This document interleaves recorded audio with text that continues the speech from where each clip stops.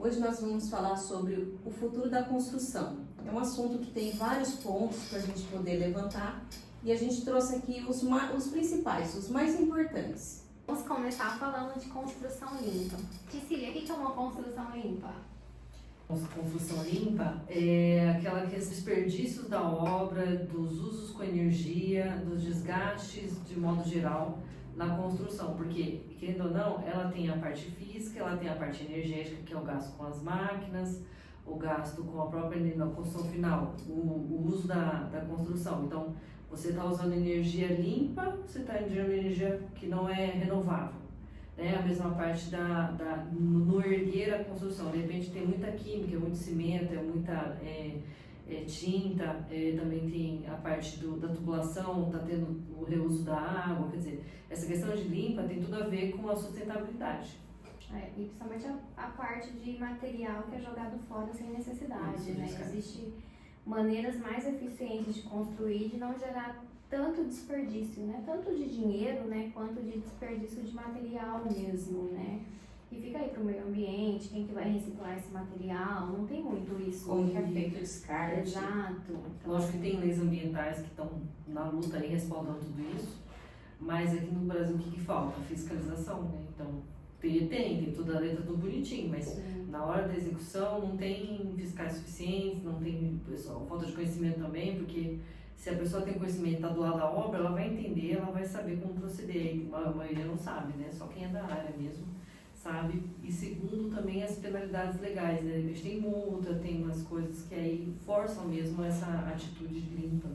Sim. E qual que é o ponto principal da mudança na construção civil do que era feito antes para as tecnologias de hoje? O que está sendo aplicado de moderno, que facilita, né, também? Eu acho que essa parte da sustentabilidade veio como um tema muito forte e as pessoas, principalmente os mais jovens, né, estão mais ligados nisso. Então isso trouxe um renovo para a construção, trouxe técnicas construtivas diferentes, usos de materiais diferentes que faz com que a obra fique não gere tanto desperdício, tanto material poluente, mais fácil também, mais rápida. Só que assim, existe um problema nesse quesito de trabalhar com a parte da sustentabilidade, que é porque não é tão barato. Não é barato porque não é tão usual. Então assim, hoje as fiscalizações estão batendo um pouquinho mais forte, as empresas estão abraçando mais essa causa verde, né? Só que isso não ainda, como eu posso dizer? Inviável, é caro ainda, né, para colocar isso no sistema. Ou um sistema construtivo não muito usual. No caso, tipo, steel frame, é super caro, não é um sistema barato. Não é o que seria? Seria a construção feita de metálicas, vigas metálicas, a parte estrutural dela é toda feita de metálica. Então, assim, é muito mais caro, né, porque a gente sabe que o metal é caro. Como que eu posso dizer? A durabilidade, não se sabe ainda quanto tempo essa casa vai durar, se vai durar. A manutenção que é feita, tem pessoal, mão de obra para fazer a manutenção? Hoje o que pega muito é isso. Sim. Não tem a manutenção para fazer isso, é um sistema que pode enferrujar, fica bonito, mas a gente não sabe ao longo prazo. Se enferrujar, e aí, como que eu faço? Eu consigo cortar, fazer a troca ali só da peça, tem que trocar ali, enfim, a gente não sabe direito como que se faz essa parte de manutenção. Então acaba ficando inviável, caro, não sei se compensa, se não compensa, lá na frente não dá problema, se essa casa não vai durar 100 anos, vai passar a durar 10, então existem esses, né, tabus ainda. Existe também a construção de EPS que está vindo aí muito forte, que é o isopor, né, anti-chamas, né, que muita gente fica preocupado, mas se pegar fogo e tal, não, é um isopor próprio, anti-chama.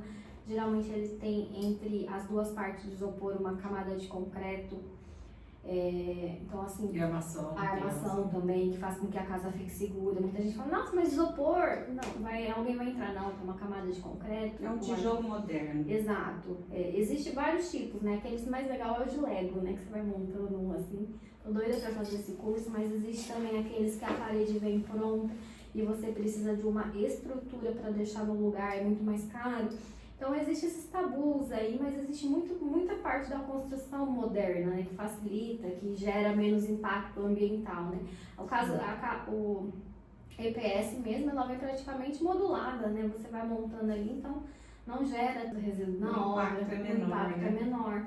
Só que é um material caro, né? Porque essa é uma obra que é mais rápida de se fazer. Então, às Mas vezes, eu acho que também pode ser pela falta de conhecimento das Exato. pessoas. Então ele acaba se tornando caro porque a procura não é tanta. né? exato. Aí falta mão de obra também. E falta porque mão de não tem obra, especializada. Aí é especializada, a obra é mais cara, a mão de obra, que é um dos itens mais caros do orçamento, é mais caro, porque o cara especializou.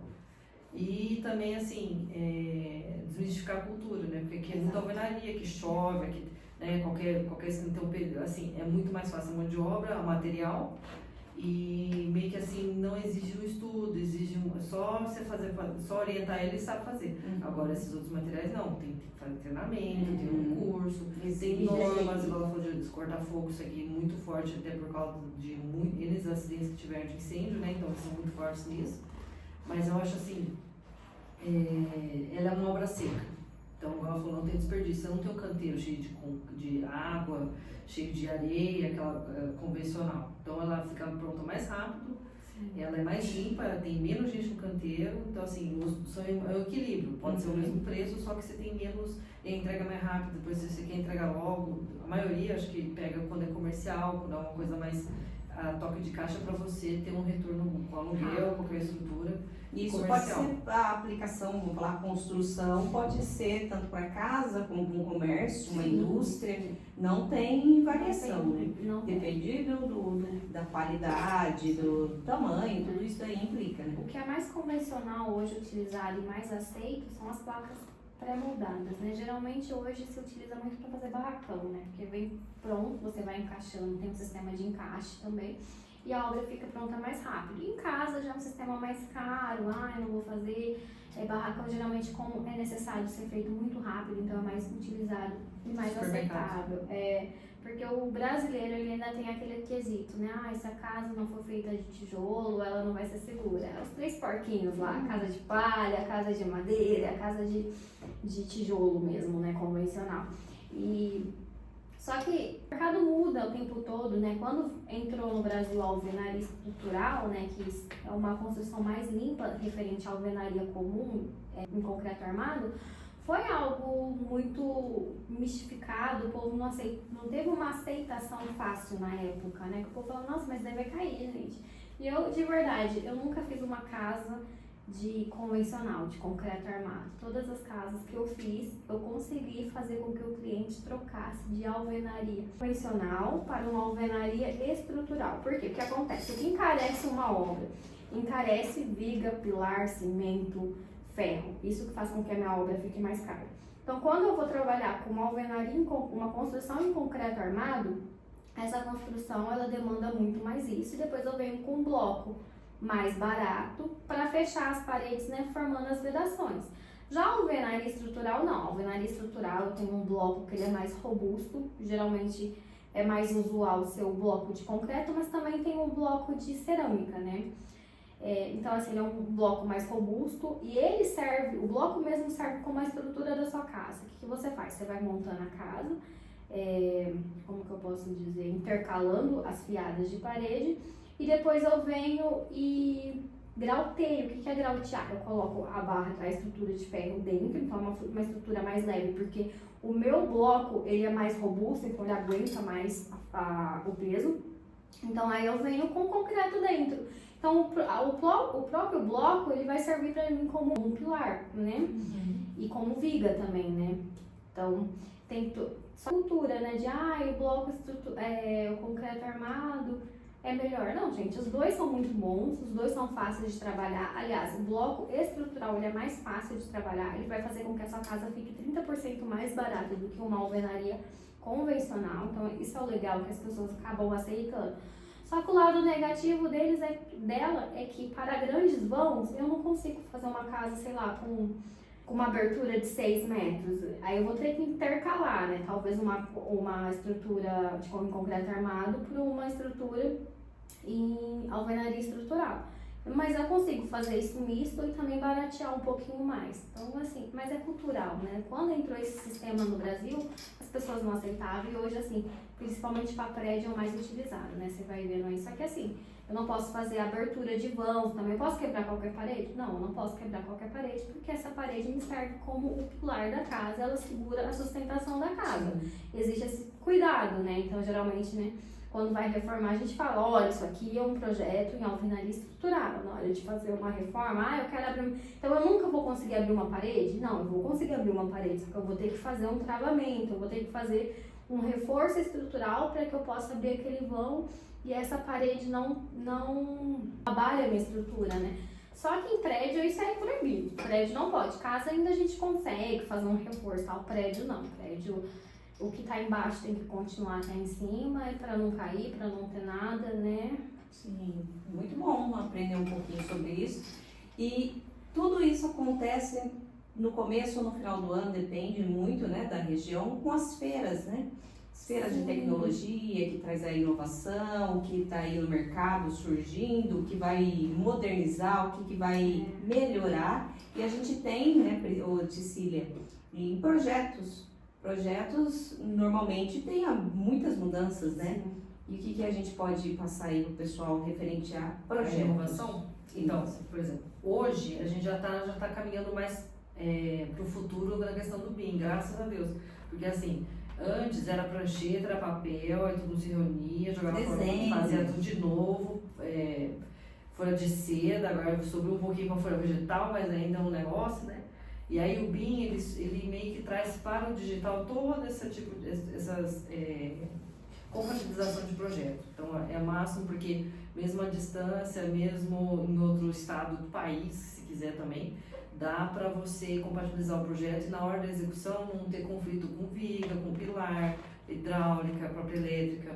Não pode pôr aqui, pode pôr ali, porque ele mesmo até pode configurar certinho, ele coloca pelas normas que o lugar mais certo para colocar um painel é ali, o lugar mais certo para ter uma caída pluvial. Quer dizer, a gente meio que virou coadjuvante em muita coisa do projeto, porque a própria tecnologia, a IA está para isso também, já consegue mastigar tudo certinho para a gente, já fala o que pode e o que não pode.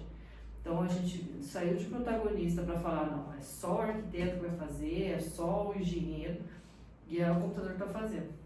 Eu fiquei sentido com isso, porque eu às vezes me sinto bem inútil, mas tem coisas que só a gente que vai saber, porque a IA não é tão... E é confiável?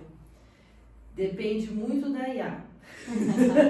Agora tem várias IAs de robô, de tecnologia. Então, mas depende muito do que igual software de cálculo estrutural. Você tem que colocar umas métricas, ele não faz sozinho. Tem muita gente que está substituindo aí, confiando cegamente. Eu tô com 2 pés para trás, não coloquei nenhum dedinho ainda.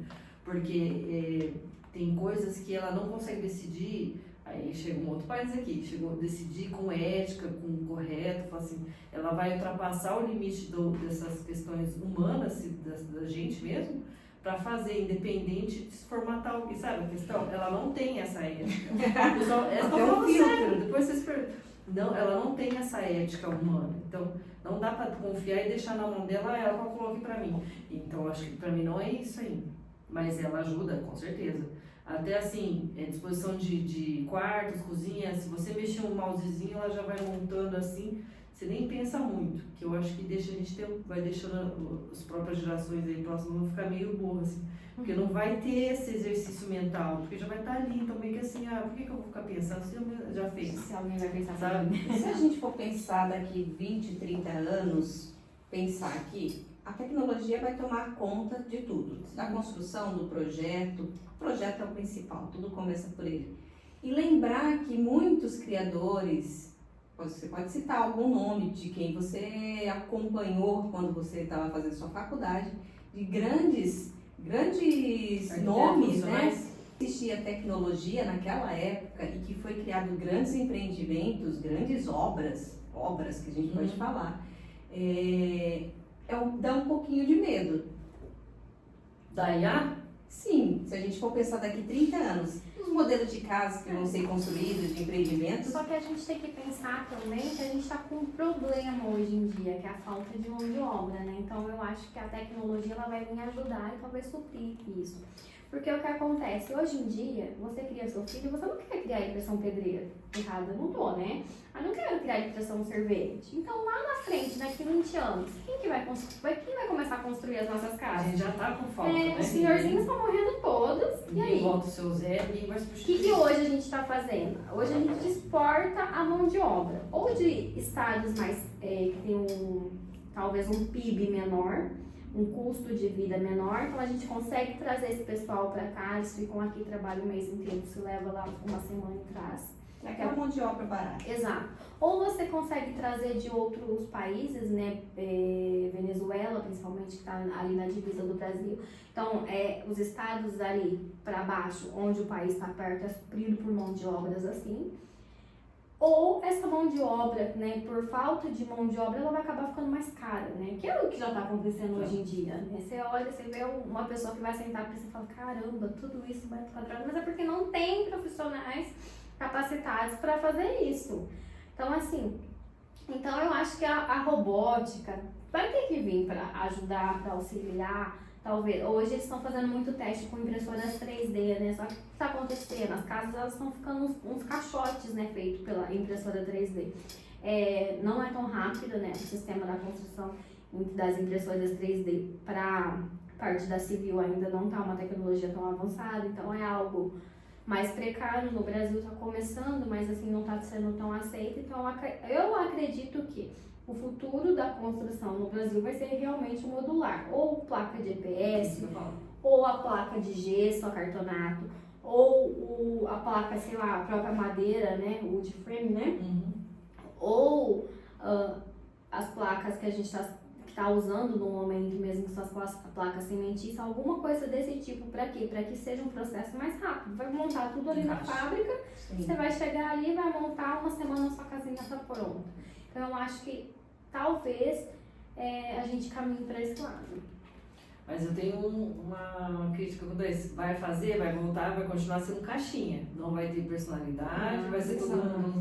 Porque assim, na pandemia a China construiu um hospital em quanto tempo ali? E foi todo modulado, quase praticamente descontei do lado do outro, né? Com revestimento. Então assim, a gente vira como se tivesse pego numa prateleira de supermercado, tudo igual. Mas isso desumaniza, talvez. Teve um arquiteto aí que ganhou o prêmio porque ele fez metade, tipo Minha Casa Minha Vida. Não, CDHU, que era casa pronta, o pessoal morava. Ele fez de um lado o básico, cozinha, banheiro, e deixou aberto para o outro lado da água do telhado, aquele espaço, a pessoa fazer do jeito que ela queria. Então, uma quis azul, uma quis amarela, outra quis cor. Então, assim, isso trouxe a identidade, pertencimento dela na casa. Eu acho isso muito importante, muito interessante. Por mais que a gente viva no mundo e rodando, a gente ainda tem que ter uma raiz, sabe? Muita gente que trabalha com viagens, chega uma hora que quer ter o seu canto. E do seu jeito, da sua corzinha, do seu jeitinho, das suas lembranças. Então, isso traz memórias afetivas que eu acho muito importante para o ser humano. Para você construir uma história e ter sim a sua marca na terra, vamos dizer assim, é o que a gente veio fazer. Mas hoje em dia, realmente já está acontecendo isso das casas estarem sem personalidade. A gente pode pegar um exemplo muito real aqui hoje em dia, que é o Cis Park. É um condomínio de alto padrão que cresceu muito rápido. Os terrenos na época que foi lançado foi vendido muito barato, as pessoas começaram a construir. Vamos construir casas, claro que tem um padrão, uma metragem mínima para estar construindo ali. Não posso construir uma casa de 2 cômodos. Só que eu quero baratear minha construção. Como que eu barateei a minha construção? Vou fazer um caixote. Então, assim, o que veio? Veio as casas parecendo um caixote mesmo. A gente acabou com os telhados, porque um telhado embutido ele é muito mais barato do que um telhado aparente. Fora manutenção, etc. Fora manutenção, mas na verdade o que a gente quer é reduzir custo. E as casas ficaram todas cinzas, né? Cadê as casas amarelas, rosas e azuis de antigamente, né? Não, acabou tudo, veio aquele padrão cinza. Então a nossa vida tá realmente cinza, sem graça, né? Por conta disso. Então, assim, acabou realmente a personalidade nas construções.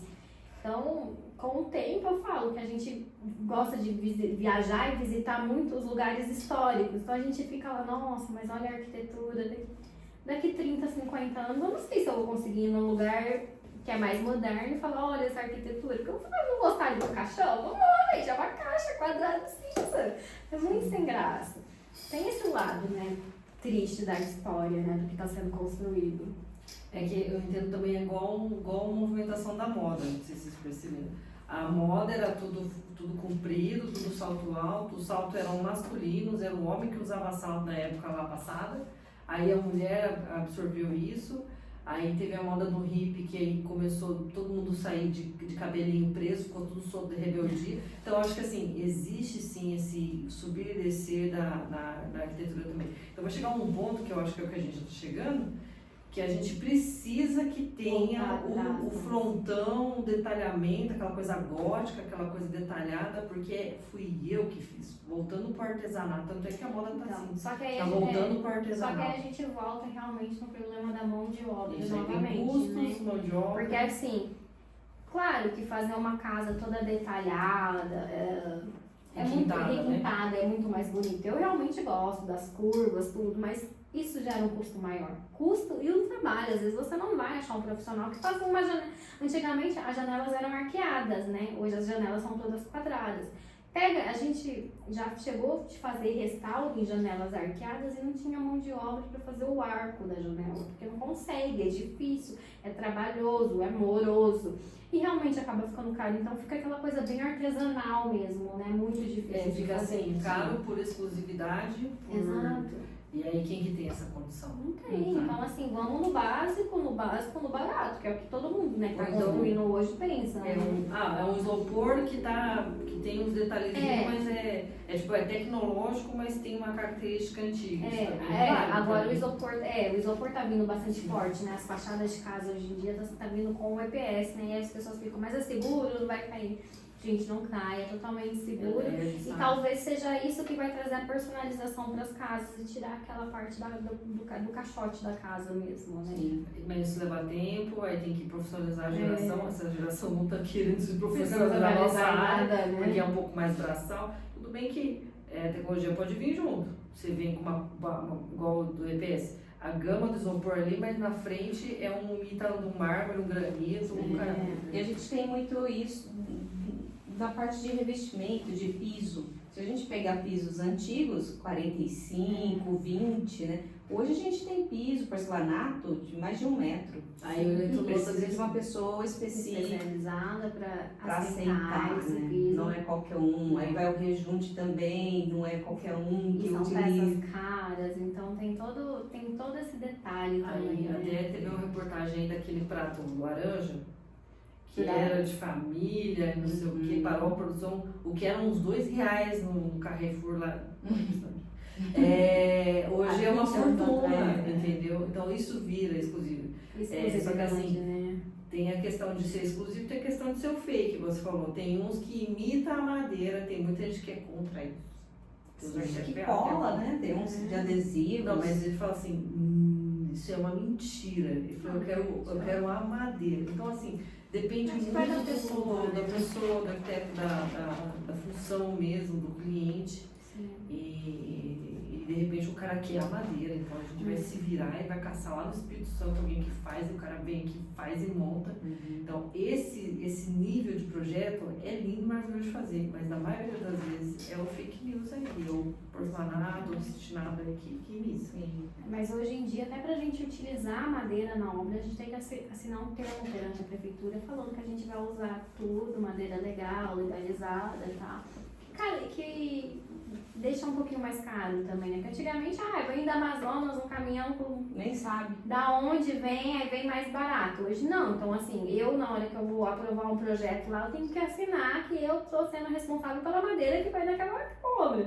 Então, às vezes, o custo do engenheiro é caro por conta disso, gente. É um monte de termo que a gente assina. Sim, a gente não imagina. Não imagina. Então, assim, até o termo de madeira a gente tem que assinar para garantir que aquela madeira naquela obra tá vendo legalizado, tudo certinho, não é de escravidão, ou não é de uma área nativa, natural, aquela questão. Desmatamento, alguma coisa desse tipo. E para acompanhar na obra, agora com toda a tecnologia de celular moderno, aplicativos, o que está surgindo para poder melhorar? essa dinâmica, o acompanhamento, a chegada, a saída do produto. Eu acho que tá vindo os aplicativos, né, também fortes aí, os aplicativos em obra. Então, assim, você instala algumas câmeras em alguns pontos da obra e o seu cliente não precisa ir mais na obra, ele olha assim no celular e vê, fulano realmente foi hoje, sexta-feira, ninguém apareceu na obra. Então, ele consegue fazer esse acompanhamento remotamente. Tem a parte de drone também, que tá vindo ajudando muito, muito de verdade, fazendo toda a parte, às vezes, do mapeamento de um lote que é maior. Isso é importante. Topografia. Topografia, Ajuda né? pra Tá caramba. ajudando. E assim, transparência. Voltando novamente ao que a gente tinha falado nos outros podcasts. Por mais que tenha tudo isso sempre é bom ter lá residente, entendeu? Sim. Porque é relacionamento, é a questão com entrega, é compilação de repente de alguma coisa com o fornecedor e você tem que resolver. Então, eu ainda bato que ainda a gente não precisa de uma IA na obra. A gente consegue resolver, até porque na história, vamos falar agora um pouco da história na história da humanidade, a gente que ergueu tantos monumentos que vocês, nossa, vão pra ver, não teve uma IA que fez, que foi nós. Então eu tenho muito orgulho. Eu já sou um pouquinho diferente da Tsi. Eu acho que a tecnologia está aqui para ajudar e auxiliar a gente, né? Por que que eu Mas vou... nada substitui isso. Nada substitui, mas se eu posso ter... Com debate. Nada substitui, mas se eu tenho uma maneira de fazer mais rápido e mais barato, eu vou utilizar essa maneira. Se tem alguém que pode me auxiliar no meu processo, gente, fazer diário de obra em obra é um saco, de verdade. É um saco, gente. Eu já fiz muito diário de obra. Todo dia você tem que ir lá e preencher a mesma coisa. Está sendo erguida a parede da Isso sala. eu concordo. Eu Você decidi dizia lá, faça meu diário de obra. Não faço mais. Hoje eu pego o telefone e eu falo. Hoje aconteceu isso, acabou. Meu diário da obra tá ali montadinho, escrito. Me fornece. Então, assim, é isso que eu estou falando. Existe muitas maneiras de auxiliar a gente. Mesma coisa. Tem uma máquina que eu até falo pro meu pai que eu tô doida pra comprar, que é de reboco. Ela reboca uma casa rapidinho. E é uma máquina, ela vem fazendo toda a parte do embolso e do reboco e fica super rápido. Então, assim, quanto que eu vou economizar em mão de obra? Isso é rápido, gente, é uma máquina. E o reboco vai sair correto, né? Vai sair correto. Não vai ser aqueles reboco que você olha assim, tá assim, sabe? Não, gente. Barriga. Menos de 1 centímetro o reboco bonitinho ali, ó. Tempo, né? É assim, ó, que ele faz. Só que é caro, né? É uma tecnologia muito cara. E a gente tem que lembrar que no futuro a gente não vai ter mão de obra. Então, o que a gente puder trazer de tecnologia para dentro de uma obra é bacana. Sim, sim. E eu acredito que, assim, é um complemento. Eu acho. Um depende do outro, a tecnologia tá chegando. Deixa ela sozinha na obra. Não. Pelo menos alguém para supervisionar a máquina. Talvez o meu... Pelo amor de Deus. Talvez o meu emprego no futuro seja apertar o botãozinho da máquina. Eu já não vou supervisionar um monte de pessoas, talvez. Sim, vai ser uma TI na pelo menos- obra, que legal. Pelo menos a máquina não vai me chamar de bruxa, não. Não sei. A gente tem um computador, a gente tem o computador que chegou para poder Auxiliar, né? muitos trabalhos que era feito com muitos papéis, Exato. toneladas, né? E o de passar é uma delícia, adoro desenhar na mão, mas não temos Facilita tempo para a isso vida. mais, né? E a gente foi se ajustando, foi aceitando, foi mudando junto com o sistema, né, com a tecnologia. E cá estamos nós hoje falando de robôs, Olha, de robótica. se a gente olhar, o celular ele existe para isso, porque você tinha um aparelho na sua casa para você fazer uma ligação. Aí você tinha que ter um aparelho para você tirar uma foto, a máquina de fotográfica. Aí você tinha que ter um aparelho para você mandar uma mensagem, fax. Hoje o celular ele faz tudo isso e muito mais. Então assim, eu precisava ter uma calculadora, a calculadora está dentro do meu celular. Hoje em dia, até fita métrica, gente, é que você consegue baixar um aplicativo. E ele vai tirar a medida dessa mesa aqui pra você, o seu celular tira. Eu preciso de um nível, eu pego meu celular, eu coloco aqui, ele me dá se essa mesa está no nível ou não. Então, assim, a tecnologia, muitas vezes, ela vem pra auxiliar a gente. Eu precisava ter um caderno com um bloco de nota. O bloco de nota tá dentro do seu celular. Então, assim, a gente acompanhar a tecnologia, claro que o ser humano, né, eu acho que precisa essa parte principalmente interpessoal, né, de convivência um com o outro, porque senão daqui a pouco ninguém tem sentimento, né, a gente já é uma geração que não tem muito sentimento. Você viu pedra já. Então, a gente já é uma, porque, né, antigamente a gente fazia cartinha, hoje em dia a gente fala cada um like, né? Então, assim, a gente já virou uma geração que é um pouquinho robotizado. Mas a gente tem que entender que às vezes é pro nosso bem, né? Ajuda, auxilia a gente. Sim, isso é legal, é bacana. E para as futuras gerações, boa sorte.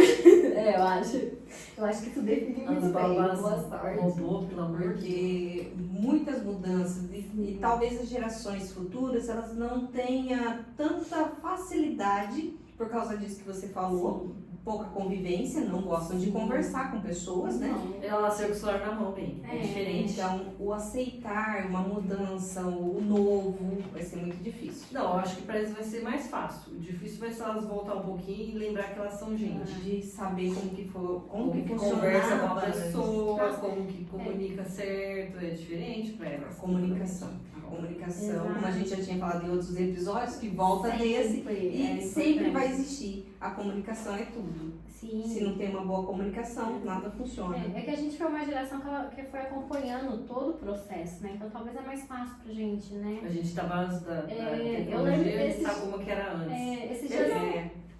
Esses dias o meu computador começou a travar, na verdade a internet começou a ficar lenta, eu fiquei estressada, eu falei, ai que saco, eu precisava resolver um negócio rapidinho aqui.